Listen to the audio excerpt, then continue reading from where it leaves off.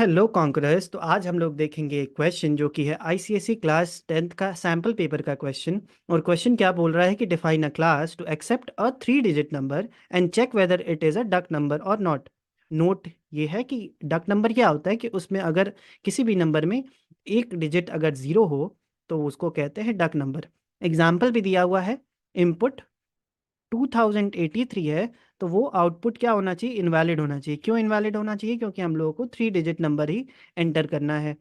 और example to क्या है? एग्जाम्पल टू ये है कि इनपुट अगर 103 हो तो वो डक नंबर है। क्यों डक नंबर है? क्योंकि यहाँ पे ज़ीरो प्रेजेंट है। तो सबसे पहले हम लोग क्या करते हैं इसमें? सबसे पहले हम लोग इंपोर्ट करेंगे। क्या इंपोर्ट करेंगे? हम लोग इंपोर्ट करेंगे यूटिल पैकेज को, क्योंकि हम लोग स्कैनर क्लास यूज़ करने वाले हैं। तो import Java dot util dot asterisk.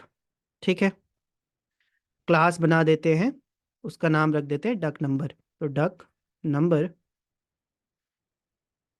Void main. अब हम लोग स्कैनर क्लास का एक ऑब्जेक्ट बनाते हैं जिसका नाम रखते हैं S C, new keyword use करके। ठीक है, तो वो क्या करेगा? वो ऐसे क्यों बना पा रहे हैं? क्योंकि हम लोगों ने यूटिल पैकेज को इंपोर्ट किया हुआ है और उसी में स्टोर्ड है स्कैनर का डेफिनीशन, सिस्टम डॉट इन। आगे बढ़ते हैं और हम लोग स्क्रीन पे अब डिस्प्ले करें कि हाँ भाई इनपुट दो तुम।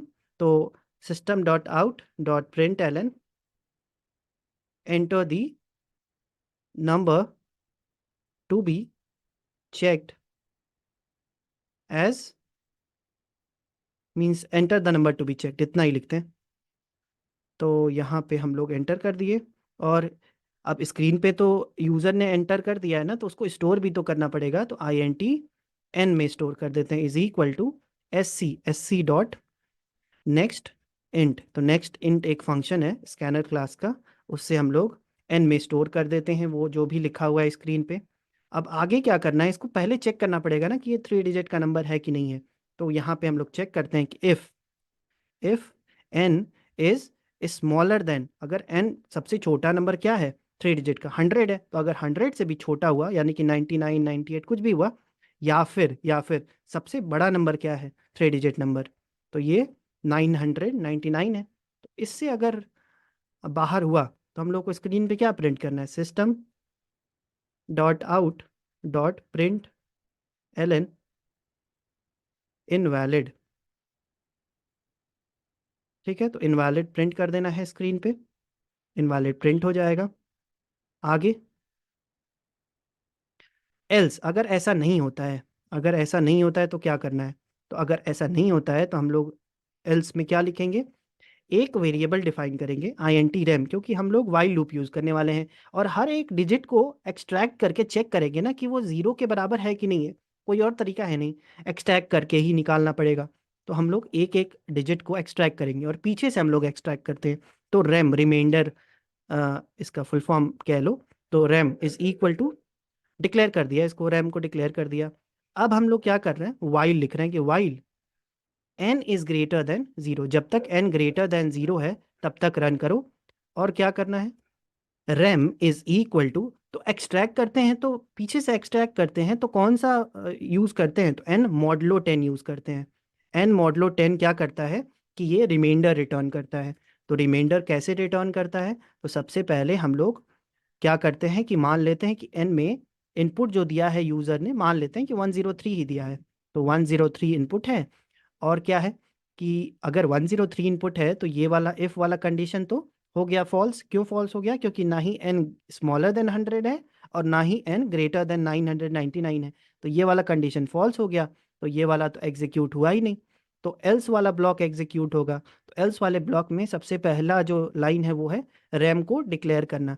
तो रैम बन जाएगा, मेमोरी बॉक्स उसकी बना लेते हैं रैम। और while N is greater than zero, यानी कि अभी तो एन ग्रेटर देन जीरो तो है ही, 103 इज ग्रेटर देन जीरो। तो हम लोग इंटर कर लेंगे इस वाले भी वाइल लूप में भी। और rem is equal to N modulo 10। N modulo 10, modulo क्या रिटर्न करता है? मॉडलो रिमाइंडर रिटर्न करता है। तो 103 जब 10 से डिवाइड होगा तो जो भी रिमाइंडर होगा वो रिटर्न करेगा। तो 10 टाइम्स जाएगा ये 100, तो 3 रिमाइंडर आ रहा है, 3 जाके स्टोर हो जाएगा रैम में। आगे बढ़ते हैं।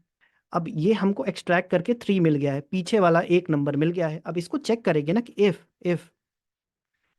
रेम इज इक्वल टू क्या, रेम इज इक्वल टू 0, अगर ये 0 के बराबर है तो क्या प्रिंट कर देना है, प्रिंट कर देना है system dot out dot print L N. या फिर यहाँ पे हम लोग एक काम करते हैं, यहाँ पे हम लोग फ्लैगिंग यूज कर लेते हैं। तो फ्लैग, क्योंकि हम लोग को प्रिंट भी करना पड़ेगा ना, अगर कहीं भी नहीं मिला तो हम लोग को प्रिंट करना है कि इनवैलिड। ठीक है, तो फ्लैग इज इक्वल टू 1। ठीक है, और बाहर जो है फ्लैग को क्या कर लेते हैं, फ्लैग को 1 कर लेते हैं।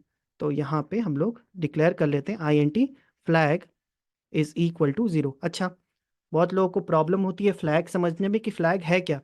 तो देखो, अगर कहीं भी ये कंडीशन, जैसे 3 डिजिट नंबर है तो 3 बार ये लूप रन करने वाला है, तो कहीं भी ये कंडीशन ट्रू होती है, कहीं भी ये कंडीशन ट्रू होती है कि रैम इज इक्वल टू 0 हो जाता है, तो क्या मतलब है इसका, इसका ये मतलब है कि एक नंबर एक जगह पे हम लोगों को मिला है 0। तो अगर फ्लैग ये ट्रू हुआ है तभी तो फ्लैग 1 होगा, नहीं तो फ्लैग 0 ही रह जाएगा। अगर ये कंडीशन ट्रू ही नहीं हुई है, कहीं भी ट्रू ही नहीं हुई है, तीनों स्टेप में तीनों डिजिट्स को चेक किया गया और ये कंडीशन ट्रू ही नहीं हुई, तो फ्लैग का 0 जब इनिशियल वैल्यू थी 0 की 0 रह जाएगी। तो हम लोग ये क्या कह सकते हैं क्या, कि अगर फ्लैग 0 ही रह जाता है तो वो नंबर डक नंबर नहीं है। अगर फ्लैग 1 हो जाता है यानी कि एक ना एक डिजिट 0 हुई होगी, तो फ्लैग 1 हुआ होगा। अगर फ्लैग 1 है तो वो एक डक नंबर है।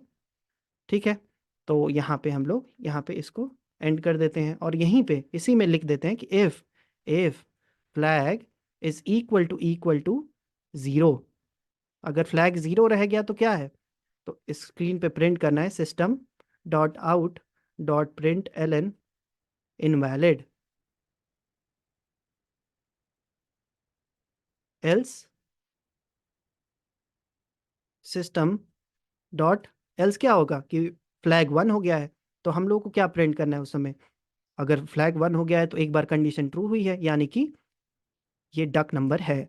तो डक नंबर। ठीक है, एक चीज हमने यहाँ पे मिस की है, वो है कि n जो है उसको चेंज भी तो करना पड़ेगा। तो n को क्या करना पड़ेगा, n is equal to n divided by 10 करना पड़ेगा। तो पूरा प्रोग्राम रन करके फिर से दिखा देते हैं। तो यहाँ पे हम लोग कह सकते हैं, सबसे पहले हम लोग क्या करेंगे कि n को मान लेंगे कि ये 103 है, तो 103 हो गया। और हम लोगों ने इसको चेक किया तो ये कंडीशन फॉल्स आ गई, तो यानी कि एल्स वाला एग्जीक्यूट होगा। रैम बना और फ्लैग बना, तो रैम बना और फ्लैग बना, फ्लैग जो है स्टोर हो गया उसमें 0। ठीक है, और रैम बना है तो while n is greater then 0, तो ये ट्रू है ना, n ग्रेटर देन 0 है, सही बात है। और rem is equal to n modulo 10, यानी कि रैम में 3 स्टोर हो जाएगा, ये अभी हम लोगों ने देखा। अगर रैम 0 के बराबर है, तो अगर रैम 0 के बराबर है तो फ्लैग 1 हो जाएगा, तो ऐसा तो है नहीं, सही बात है ना, ऐसा तो है नहीं, तो फ्लैग 0 ही रहेगा। फिर n is equal to n divided by 10, तो हम लोग चेंज कर रहे हैं ना, 3 को यूज कर लिया, 3 का काम हो गया, तो 3 को बाहर फेंको ना। तो 3 को बाहर फेंक दिया तो देखो ये रिटर्न क्या करने वाला है, डिवीजन क्या रिटर्न करता है, क्वोशंट रिटर्न करता है ना। तो 103 डिवाइडेड बाई 10, 10 टाइम्स गया तो 100, और ये 3, तो ये क्वोशंट रिटर्न करेगा, तो ये 10 हो जाएगा। n में क्या स्टोर हो जाएगा, 10। अब next step, n is greater then 0 हो तो सही बात है, 10 इज ग्रेटर देन 0, तो फिर अंदर जाएगा, rem is equal to n modulo 10, 10 divided by 10 में रिमाइंडर 0 आने वाला है, तो रिमाइंडर में अब क्या स्टोर हो जाएगा, 3 की जगह 0 हो जाएगा, चेंज हो जाएगा। अब क्या चेक होगा, if rem is equal to 0, भाई साहब ये तो ट्रू हो गई ना, तो ट्रू बात हो गई, तो फ्लैग 1 हो जाएगा, यानी कि ये 0 की जगह 1 हो जाएगा। अब n is equal to n divided by 10, तो n डिवाइडेड बाई 10 यानी कि 10 डिवाइडेड बाई 10 में अब क्वोशंट रिटर्न करेगा, तो क्वोशंट क्या है इस केस में, 1 है ना, 1 टाइम्स जाएगा 10 और 0 रिमाइंडर, तो ये 1 स्टोर हो जाएगा, यानी कि 0 भी चला जाएगा और n में अभी 1 स्टोर्ड है। फिर वापस जाएगा, n इज ग्रेटर देन 0, सही बात है, 1 इज ग्रेटर देन 0 ना, ट्रू है अभी भी। फिर rem is equal to n modulo 10, तो अब देखो कई बच्चे यहाँ पे फंस जाते हैं कि 1 को डिवीजन करेंगे तो क्या होगा, तो 1 0 टाइम्स जाएगा तो 0 आएगा और रिमाइंडर 1 आएगा, तो ये क्या स्टोर करता है, एन मॉडलो 10 जो है वो रिटर्न करता है रिमाइंडर को, तो वो 1 रिटर्न करेगा, तो ये 1 स्टोर हो जाएगा किस में, रिमाइंडर में। तो यहाँ पे 0 की जगह अब हो जाएगा 1, तो यहाँ पे एक और ब्लॉक बना देते हैं, 1 लिख देते हैं, तो 1 स्टोर हो गया। तो if rem is equal to 0, यानी कि रैम इज़ इक्वल टू 0, ये फ़ॉल्स हो गया ना इस केस में, तो फ़ॉल्स हो गया तो ये वाला चीज़ रन नहीं किया। और फिर इफ़ फ्लैग अब n is equal to n divided by 10 हुआ, तो 1 डिवाइडेड बाई 10 क्या हो जाएगा, रिटर्न करने वाला है क्वोशिएंट, तो n में क्या स्टोर हो गया, 0 स्टोर हो गया, तो 0 स्टोर हो जाएगा। तो अब ये वाला कंडीशन क्या हो जाएगा, ये वाला कंडीशन फ़ॉल्स हो जाएगा, while n is greater than 0, तो ये कंडीशन फ़ॉल्स हो गया। अब देखते हैं, if flag is equal to zero, सही बात है क्या इस केस में, नहीं फ्लैग तो 1 है, तो एल्स वाला ये वाला रन नहीं होगा, एल्स वाला रन होगा। तो यहाँ पे system dot out dot print L N duck number screen पे प्रिंट हो जाएगा। तो हम इसको क्लियर कर देते हैं और फिर कंपाइल करते हैं। तो कंपाइल किया, कंपाइल डन हो गया, इसको क्लोज किया, रन किया, ओके, एंटर किया। तो सबसे पहले 2083 ही चेक कर लेते हैं। तो इनवैलिड, सही बात है, इनवैलिड है क्योंकि ये 4 डिजिट का नंबर है, इसलिए इनवैलिड है।